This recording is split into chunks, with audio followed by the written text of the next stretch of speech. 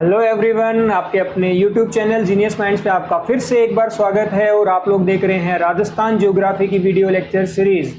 इसमें हम लोगों ने स्टार्ट किया है राजस्थान के भौतिक प्रदेश यानी फिजिकल डिविजन्स ऑफ राजस्थान, जिसमें कुछ बातें हमने बेसिक पहले से पढ़ ली है कि किस तरह से राजस्थान का वो 4 अलग अलग भौतिक प्रदेशों में फिजिकल डिविजन्स किए गए हैं। इसमें सबसे पहला जो फिजिकल डिवीज़न है राजस्थान का पश्चिमी मरुस्थल, उसके बारे में हमने कुछ बातें पढ़ ली थी और अब हम उसी क्रम में आगे चलते हैं। हमने देखा था पश्चिमी मरुस्थल में एक एरिया है जो कैसा है, शुष्क क्षेत्र है। ये आपके सामने राजस्थान है जिसमें 4 भौतिक प्रदेशों में सबसे बड़ा जो प्रदेश है वो आपका मरुस्थल प्रदेश है, जिसको हमने 2 भागों में देखा था। ये आपका जो एरिया है ये कौन सा है, एरिड यानी कि शुष्क प्रदेश है, जिसके बारे में हम लोग पढ़ रहे थे। और इस एरिड को भी हमने 2 भागों में बांटा था, एक वो जिसमें बालू का स्तूप पाए जाते हैं और एक वो जो बालू का स्तूप मुक्त था। तो जब हमने बालू का स्तूप युक्त के बारे में पढ़ा, उसी क्रम में आगे बढ़ते हुए आज हम लोग जानेंगे बालू का स्तूप क्या होता है और उसके क्या क्या प्रकार होते हैं। ऑब्जेक्टिव क्वेश्चन बनने के भी काफ़ी ज़्यादा चांस हैं, और यदि सब्जेक्टिव क्वेश्चन इस पे बनेगा तो 2 मार्क्स का क्वेश्चन तो किसी पे भी बन सकता है, जैसे बरखा बालू का स्तूप क्या होता है, 2 नंबर का क्वेश्चन इस पे डायरेक्ट बन सकता। और इसमें 5 नंबर का क्वेश्चन डायरेक्ट भी आ सकता है कि बालू का स्तूप क्या होते हैं और उनके प्रकार बताइए। तो आइए जानते हैं बालू का स्तूप के बारे में। सबसे पहले इसकी परिभाषा, वायु अपवर्तन और निक्षेपण यानी कि इरोजनल और डिपोजिशनल एक्टिविटी किसकी, एयर की यानी कि वायु की, उससे क्या होता है, बालू का स्तूपों का निर्माण होता है। ये हम पहले भी जान चुके हैं। अब आइए विभिन्न प्रकार के बालू का स्तूप कौन कौन से हैं उनके बारे में हम लोग पढ़ते हैं।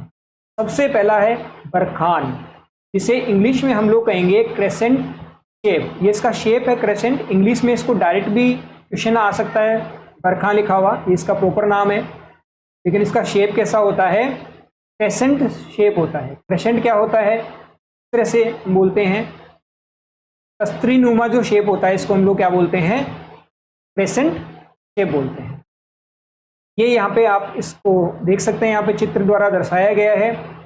हवा जब इस तरफ से चलेगी और इस तरह से जो ट्यूब बनेगा, ये आपके सामने रियल पिक्चर भी है इसकी, देखिए इस तरह से ये ट्यूब का निर्माण होता है। इसमें ध्यान रखने वाली बात यह है कि ये हवा इस तरफ चलेगी और इस तरह से इसका निर्माण होगा, ये ध्यान रखना है, हवा इधर से नहीं आ रही है।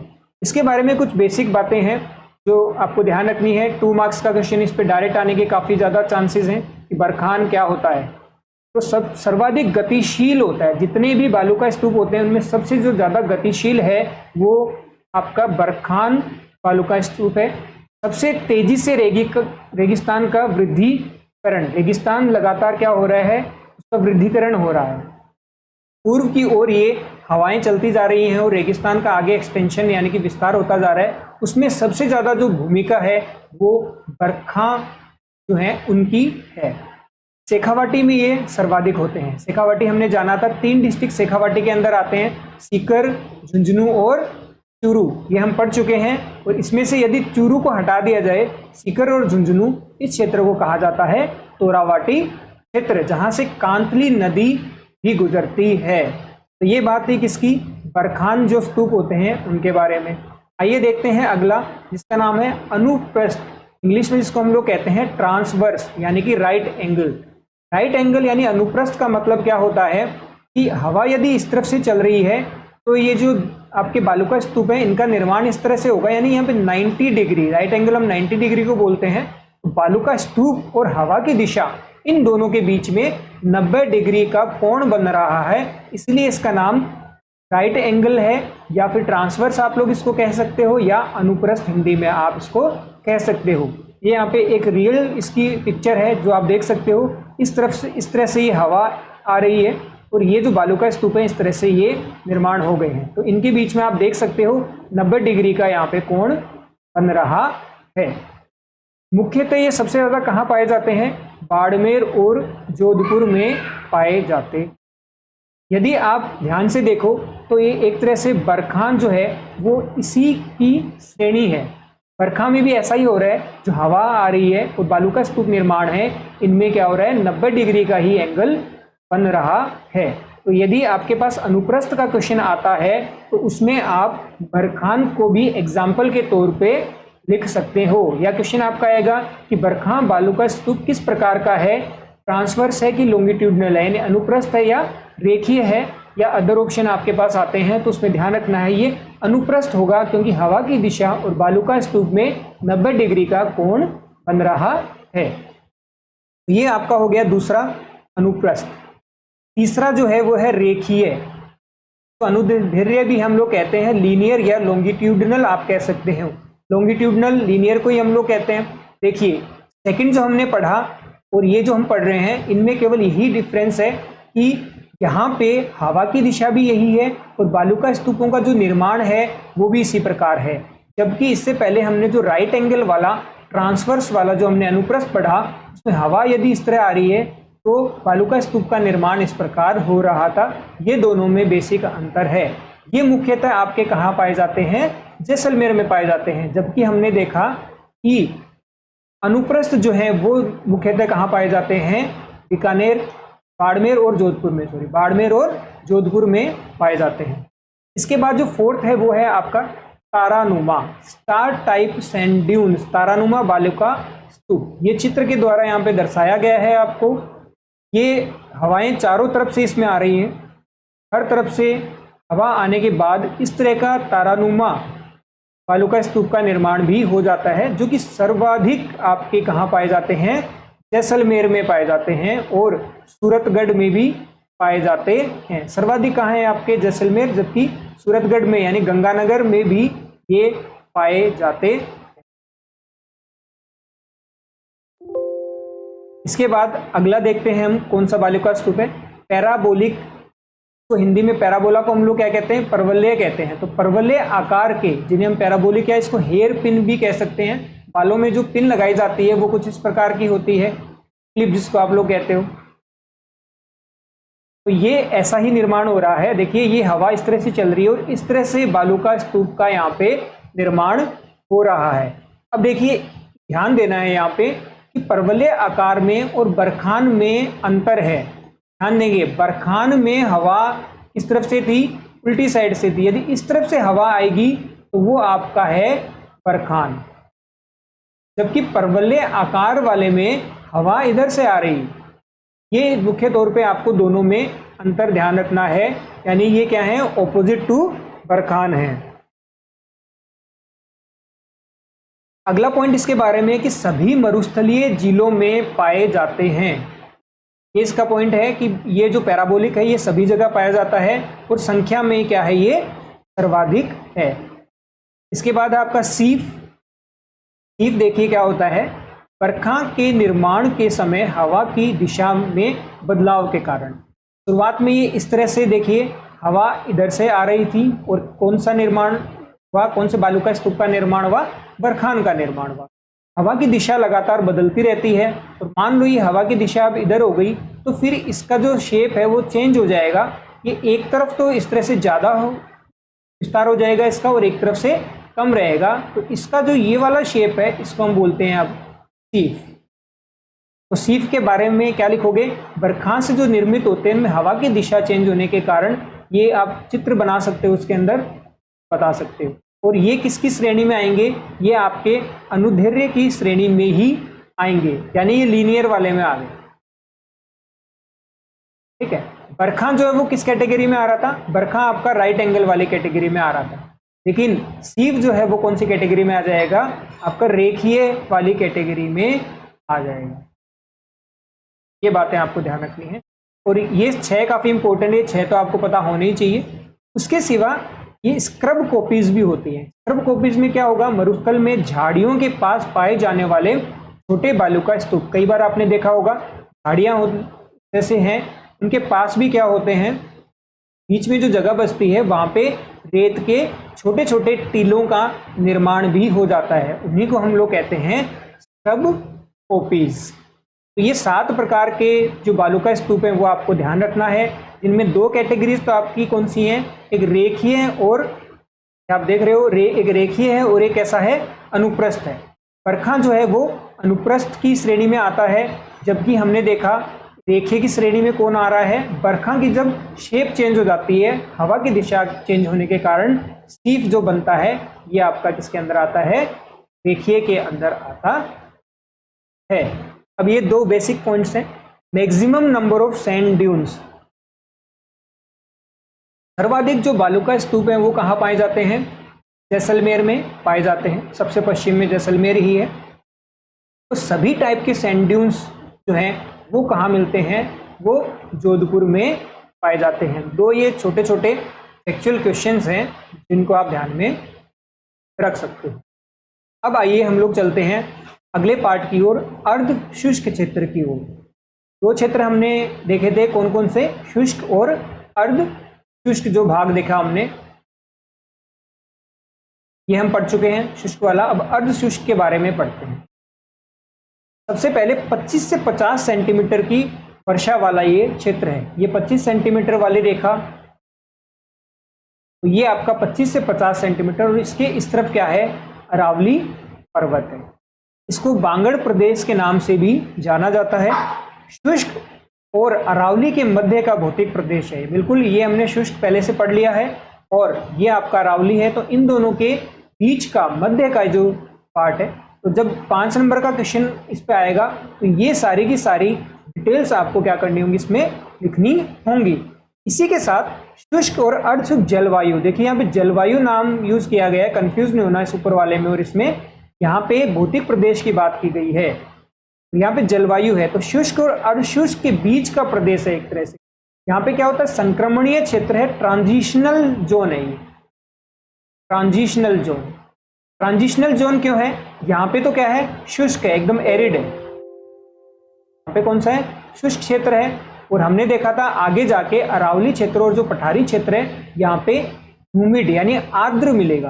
तो शुष्क से हम किसकी ओर जा रहे हैं, ह्यूमिड की ओर जा रहे हैं। इसलिए एक तरह से ये क्या है, ट्रांजिशनल यानी कि संक्रमणीय या परिवर्ती जोन भी इसको आप कह सकते हो। ये तो इसकी हो गई बेसिक डिटेल्स। ये है यहाँ पे इसके बारे में विस्तृत रूप में जानकारी। हमने देखा कि ये पश्चिमी जो आपका मरुस्थल है, जिसको दो भागों में देखा, उसमें से ये जो जोन है आपका अर्धशुष्क वाला, इसको हम 4 भागों में बांटते हैं। कौन से 4 भाग हैं ये देखिए। सबसे ऊपर वाला ये जो भाग है ये आपका है घग्गर बेसिन। इसका नाम घग्गर बेसिन इसलिए है क्योंकि पुराने समय में यहाँ से घग्गर नदी जाती थी, यहाँ से पाकिस्तान में जाती थी। और ये सबसे नीचे वाला जो पार्ट है ये आप देख पा रहे हैं, ये है लूनी बेसिन। इसके कारण, लूनी नदी के कारण। तो चारों में से 2 भाग आपका, सबसे पहले वाला और सबसे ये लास्ट वाला, यानी दोनों कोने वाले, आखिरी वाले, ये बेसिन्स हैं। एक और लूनी बेसिन है और दूसरी तरफ कौन सा है, घग्गर बेसिन है। इस तरह से आप इनको याद रख सकते हो। उसके बाद ये वाला जो क्षेत्र है ये आपका नागौरी उच्च भूमि और ये चौथा आपका शेखावाटी इनलैंड ड्रेनेज है। अब हम इन चारों को डिटेल में देख लेते हैं। सबसे पहले घग्गर बेसिन कहाँ पर पाया जाता है, गंगानगर और हनुमानगढ़। ये आपके गंगानगर डिस्ट्रिक्ट हो गया और ये आपका हनुमानगढ़ डिस्ट्रिक्ट हो गया। इन 2 क्षेत्रों को हमने एक और नाम से जाना था, योद्धे। योद्धे क्षेत्र किसको कहा गया है, गंगानगर और हनुमानगढ़ वाले क्षेत्र को ही योद्धे क्षेत्र कहा जाता है। तो सबसे पहले तो घग्गर बेसिन है कहाँ, 2 डिस्ट्रिक्ट के अंदर है, योद्धे वाले में ही है। मिट्टी कौन सी पाई जाती है यहाँ पे,